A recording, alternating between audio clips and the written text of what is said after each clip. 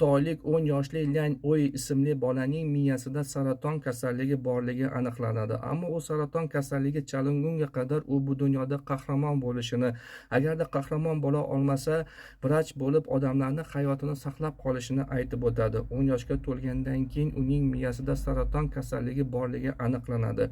Liang Oyi 1 yil davomida saratonga qarshi mardlarcha kurashadi. Ammo 11 yoshga to'lganda vrachlar ota-onasini chaqirtirib, miyasidagi saraton kasalligi avj olayotganligi va hech qanday dori vositalar yordam bermayotganligi va u tez orada vafot etishini aytib o'tadi.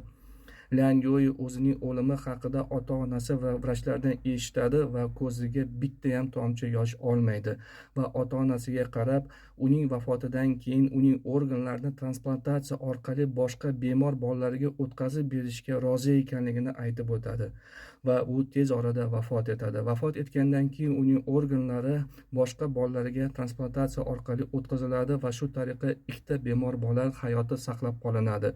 Liang Oyining vafotidan keyin shifoxonadagi barcha vrachlar boshlarini 3 marta egishadi va sen haqiqiy qahramonsan deb aytib o'tishadi.